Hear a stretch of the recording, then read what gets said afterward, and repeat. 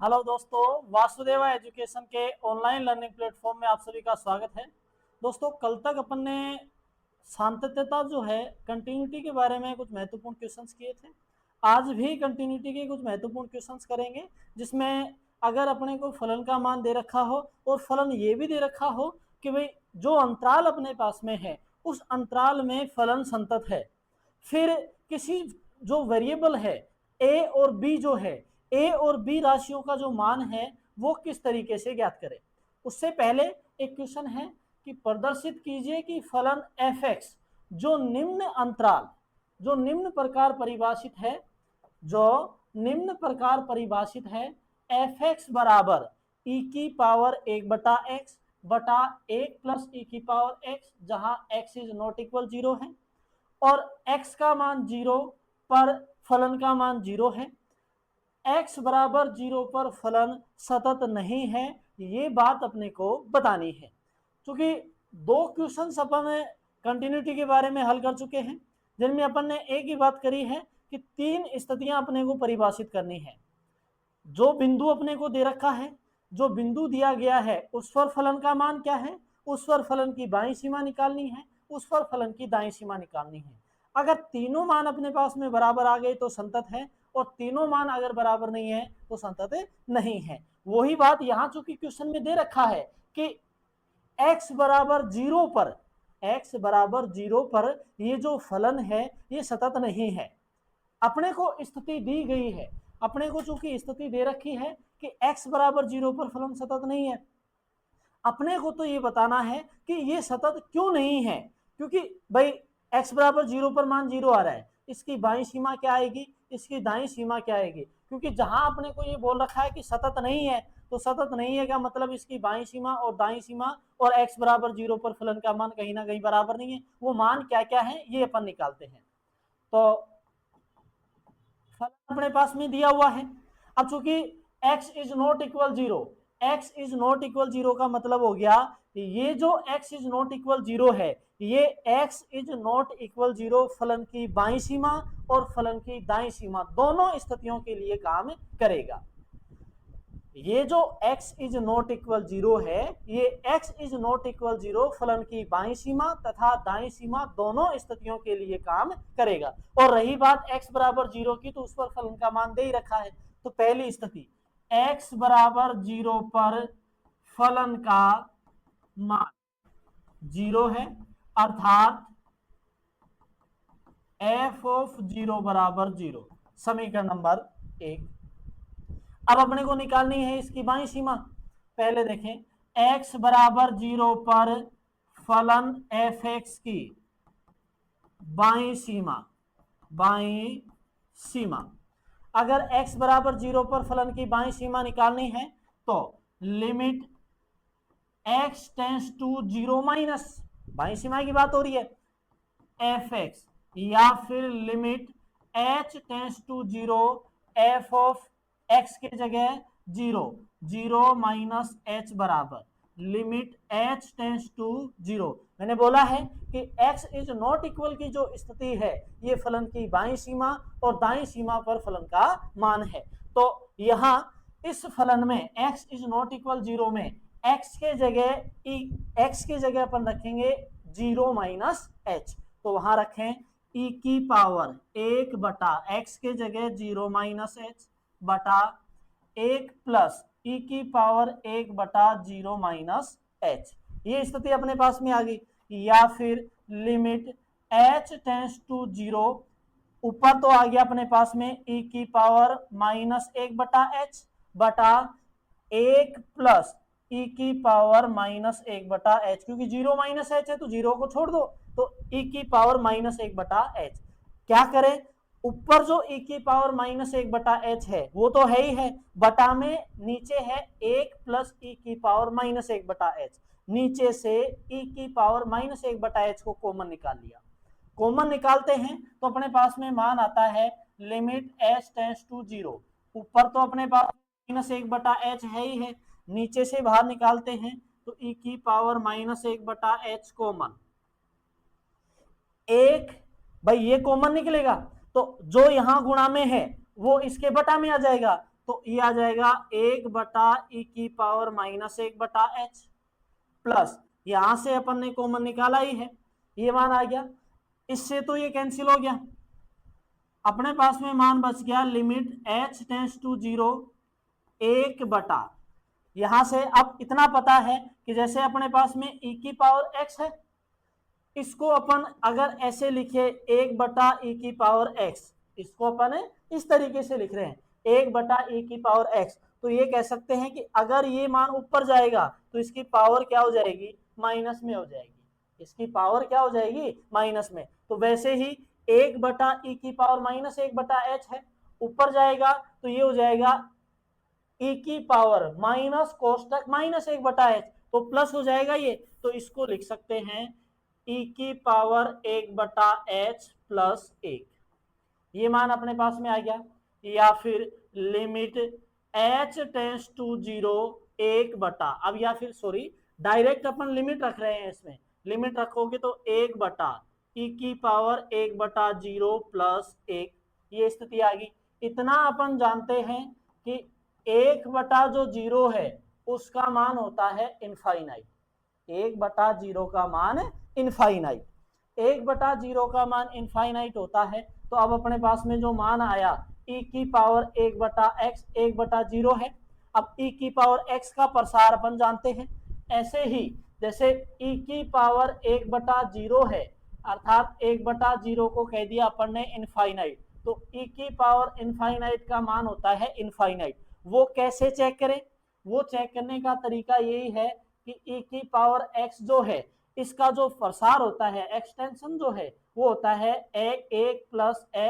x² 2 का factorial x⁻³ का factorial plus इस तरीके से। अब अपने पास में मान x की जगह क्या है, 1/0, 1/0 का मान क्या है, इनफाइनाइट। तो अब 1/0 की जगह इनफाइनाइट, तो 1 प्लस इनफाइनाइट का स्क्वायर बटा 2 फैक्टोरियल, तो एक तरीके से इनफाइनाइट में मान आ गया, तो इसलिए e⁻∞ का मान क्या हो गया, इनफाइनाइट। तो यहां जो मान आया इनफाइनाइट प्लस 1, भाई e⁻∞ जो है इसका मान आ गया इनफाइनाइट, तो अपने पास में 1/∞ प्लस 1 अर्थात 1/∞, तो ये मान क्या बन गया अपने पास में, 0। ये मान तो है ही है, ये तो 0 आ गया। अब ऐसे ही अपने को सिद्ध करना है क्या, इसकी दाईं सीमा। दाईं सीमा के लिए क्या करें, दाईं सीमा निकालनी है तो x बराबर 0 पर फलन की दाईं सीमा की limit x tends to 0 plus f(x) बराबर limit h tends to 0 f(0 plus h। मैंने बोला था कि नॉट इक्वल की स्थिति है तो अपन बाईं सीमा और दाईं सीमा दोनों के लिए मान उसी को यूज करेंगे। तो limit h tends to 0, limit h tends to 0 है तो मान रखेंगे, तो इससे ये मान अपने पास में क्या आ जाएगा भाई, e⁻1/0 प्लस h बटा 1 प्लस e⁻1/0 प्लस h, ये मान अपने पास में आ गया। वही h टेंड्स टू अपने को 0 रखना है, तो क्या करें, पहले तो ये प्रोसेस करना है, इसको लिखा limit h tends to 0 e⁻1/h बटा 1 प्लस e⁻1/h। तो अंश में अपने पास में e⁻1/h है, इसको उठाना पड़ेगा, क्योंकि अगर इसको नहीं उठाते हैं तो अपन इसमें जैसे ही h की जगह 0 रखे तो e⁻1/0 मतलब e⁻∞, ऊपर भी e⁻∞ और नीचे बनता है 1 प्लस e⁻∞, e⁻∞ का मान इनफाइनाइट, 1 प्लस इनफाइनाइट, तो इनफाइनाइट बटा इनफाइनाइट की स्थिति बनती है जो कि अपरिभाषित है। अब अपरिभाषित स्थिति से बचने के लिए अपन क्या करते हैं, ऊपर से e⁻1/h है ही है, इसको हटा दो। हटाने के लिए क्या करें, नीचे जो 1/e⁻1/h है इसको कॉमन ले ले, कॉमन लेंगे तो ऊपर से हट जाएगा ये। तो एक तरीके से ये प्रोसेस हो गई कि limit h tends to 0 e⁻1/h common निकाला, e⁻1/h 1/e⁻1/h 1/e⁻1/h प्लस 1, इससे तो ये कट गया, e की पावर 1/h, ऊपर जाएगा तो माइनस में हो जाएगा, अर्थात इसको लिख सकते हैं limit h tends to 0 1/e की पावर -1/h प्लस 1। अब लिमिट रखें तो लिमिट अपने पास में 1/, इनफाइनाइट प्लस 1। अब चूंकि अपने को पता है e की पावर इनफाइनाइट का मान क्या है, इनफाइनाइट, ऐसे ही अब अगर बात करी जाए e की पावर माइनस इनफाइनाइट की, तो इसको लिख सकते हैं क्या, e की पावर 1/इनफाइनाइट। एक तरीके से e की पावर माइनस इनफाइनाइट है तो इसको लिख सकते हैं 1/e की पावर इनफाइनाइट। e की पावर इनफाइनाइट का इनफाइनाइट, 1/इनफाइनाइट क्या होता है, 0, तो यहां मान अपने पास में जो है ये मान क्या हो गया, 0, तो इसको लिख सकते हैं 1/0 प्लस 1, अर्थात ये मान अपने पास में क्या आ गया, 1। तो अगर देखें इसकी जो बाईं सीमा है, अर्थात इसकी बाईं सीमा अपने पास में जो आती है x बराबर 0 पर फलन का मान 0, इसकी जो बाईं सीमा है उसका मान भी 0 आ रहा है, लेकिन दाईं सीमा जो है बराबर में दाईं सीमा, तो दाईं सीमा का मान अपने पास में क्या प्राप्त हुआ, 1 प्राप्त हो रहा है। अतः ये कह सकते हैं कि x बराबर 0 पर फलन की बाईं सीमा दाईं सीमा बराबर नहीं है, अतः ये जो फलन है वो x बराबर 0 पर संतत नहीं है। इस फलन में अपने को ये ही बताना था, इस क्वेश्चन में इतना ही सिद्ध करना था कि जो फलन है वो x बराबर 0 पर संतत है या नहीं, वो स्थिति अपने को ज्ञात करनी थी। तो अपन ने बता दिया है कि बाईं सीमा दाईं सीमा तीनों का मान बराबर नहीं है, बाईं सीमा दाईं सीमा और x बराबर 0 पर फलन का मान तीनों बराबर नहीं है, तीनों अलग अलग स्थितियां हैं, तो ये संतत नहीं है। अब नेक्स्ट क्वेश्चन अपन देखते हैं, वो क्वेश्चन इस तरीके से है कि भाई उस क्वेश्चन में अपने को मान दे रखा है, उस क्वेश्चन में ये बता रखा है कि f(x) बराबर में इस प्रकार से एक फलन है,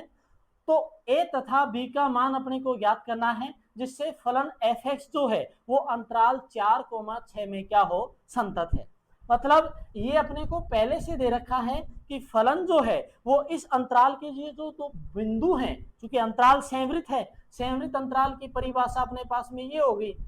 x का मान a से बड़ा या बराबर और b से छोटा या उसके बराबर। तो ये जो फलन है वो x बराबर 4 पर भी संतत है और 6 पर भी संतत है, ये अपने को दे रखा है। उन दोनों स्थितियों का यूज करते हुए अपने को a का और b का मान निकालना है, a और b दोनों का मान ज्ञात करना है। इसके लिए क्या करें, वो स्थितियां हैं अपने पास में, x बराबर 4 पर फलन संतत है, x बराबर 4 पर फलन संतत है, या बाईं सीमा या दाईं सीमा ले लेते हैं, दाईं सीमा अपन ने निकाल ली, दाईं सीमा अपन निकाल लेते हैं कि x, यहां देखें x बराबर 4 पर फलन का मान, x बराबर 4 पर फलन का मान, देखो यहां देखें x लेस देन इक्वल 4 पर स्थिति फलन की कितनी है, 3 है, 3, अर्थ f(4) इक्वल 3, मतलब x बराबर 4 पर फलन का मान कितना है, 3, ये तो अपन ने देख लिया है। अब देख लेते हैं दाईं सीमा, दाईं सीमा, दाईं सीमा के लिए क्या करते हैं भाई, x बराबर जिस मान पर अपने को संतत बताना है उससे बड़ी वैल्यू, तो उससे बड़ा कहां जा रहा है, x का मान 4 से बड़ा और 6 से छोटा, उसके लिए फलन का मान क्या दे रखा है, ax प्लस b। तो पहले परिभाषा लिखें, limit h tends to 0 f of x plus h, x plus h, या limit h tends to 0 f of x के जगह क्या है, 4 प्लस h बराबर, मान क्या रखना है अपने को, x के f(x) के जगह ये लेना है, limit h tends to 0 a x के जगह 4 प्लस h प्लस b, यहां h के जगह 0 रख लेते हैं पहले ही लिमिट, लिमिट रखने के बाद में अपने पास में मान प्राप्त हो गया 4a प्लस b, ये तो आ गई इसकी दाईं सीमा। अब चलते हैं अपन 6 की तरफ, भाई x बराबर 4 पर तो ये फलन संतत दे रखा है, इसमें तो अपने को स्थितियां बता रखी हैं, तो ये लिख सकते हैं इसको, अतः चूंकि x बराबर 4 पर फलन संतत है, अतः इतना भी पता है कि x बराबर 4 पर फलन का मान इसकी बाईं सीमा और दाईं सीमा बराबर होगी, तो ये कह सकते हैं कि 4a प्लस b का मान किसके बराबर है, 3 के, तो 4a प्लस b बराबर 3, इसको दे दिया समीकरण नंबर 1। अब चलते हैं अपन 6 की तरफ, अब 6 वाली स्थिति जो है उसके लिए आप कुछ भी निकाल सकते हो। उसकी दाईं सीमा देखिए, देखो अगर दाईं सीमा देखते हैं तो उसका मान 7 है, ए और बी का मान नहीं आएगा। अपने को लेनी पड़ेगी कौन सी सीमा, इसकी बाईं सीमा, क्योंकि बाईं सीमा लेंगे, बाईं सीमा में क्या हो गया 6 से छोटे मान के लिए, तो 6 से छोटा मान x का मान 4 से बड़ा और 6 से छोटा, इसके लिए फलन का मान क्या है ax प्लस बी है। तो 6 से छोटे मान के लिए ये हो गया, तो कौन सी सीमा लेनी पड़ेगी, बाईं सीमा। तो बाईं सीमा x बराबर 6 पर फलन की बाईं सीमा, तो limit h tends to 0 f of x minus h, या limit h tends to 0 f of 6 minus h, उसके लिए वो स्थिति ax प्लस बी वाली। तो ये मान लें, लिमिट भी रख लेते हैं डायरेक्ट, या फिर limit h tends to 0 a 6 minus h plus b, या फिर लिमिट h टेंस टू, जैसे 0 रखोगे तो ये तो 0 हो गया, तो क्या बन गया अपने पास में 6a प्लस बी। ये तो हो गई इसकी बाईं सीमा। अब चूंकि x बराबर 6 पर फलन का मान, x बराबर 6 पर फलन का मान, यहां देखें x का मान 6 या 6 से बड़ा, उसके लिए फलन का मान कितना है 7, तो यहां लिख दें 6 पर f ऑफ 6 बराबर कितना है 7। अब वही स्थिति होगी, इस अंतराल में फलन fx जो है वो क्या दे रखा है, सतत दे रखा है, अर्थात 4 और 6 पर फलन सतत है। तो x बराबर 6 पर फलन का मान, x बराबर 6 पर फलन की बाईं सीमा, x बराबर 6 पर फलन की दाईं सीमा, तीनों स्थितियां बराबर हैं, अर्थात ये कह सकते हैं कि 6a प्लस बी वो किसके बराबर होगा 7 के। 6a प्लस बी किसके बराबर हो गया 7 के बराबर अपने को प्राप्त हो गया। तो यहां ये मान अपने पास में आ गया। अब यहां से ये देख लेंगे कि b का मान निकाल लेते हैं, b बराबर में 7 माइनस 6a, ये उठाएं और यहां रख दें, यहां रखते हैं तो अपने पास में जो मान आता है 4 प्लस b के जगह 7 माइनस 6a बराबर कितना 3, बराबर अपने पास में मान आ गया 3। तो इसमें से माइनस का 2a ये इधर जाएगा, तो माइनस का 7 प्लस का 3, तो माइनस का कितना बच गया 4, माइनस माइनस a बराबर में तो क्या आ गया 2, a बराबर 2 उठा के रख दे यहां, तो b बराबर अपने पास में 7 माइनस 6 दूनी 12, तो कितने आ गए अपने पास में माइनस के 5। तो जब इन दोनों स्थितियों को हल करते हैं तो 2 प्राप्त होता है और b का मान कितना प्राप्त हो गया अपने पास में -5। कि यदि फलन fx इस अंतराल में सतत है तो वहां a तथा b जो है उसका जो मान है वो अपने को a बराबर 2 और b बराबर -5 प्राप्त होगा। तो आज के लिए इतना ही। नेक्स्ट वीडियो में कंटिन्यूटी से संबंधित कुछ और प्रश्नों के बारे में बात करेंगे। तब तक के लिए वीडियो को लाइक करें, शेयर करें, चैनल को सब्सक्राइब करें और बेल आइकन जरूर प्रेस करें ताकि वीडियो से संबंधित महत्वपूर्ण अपडेट्स आप तक पहुंचती रहे। धन्यवाद।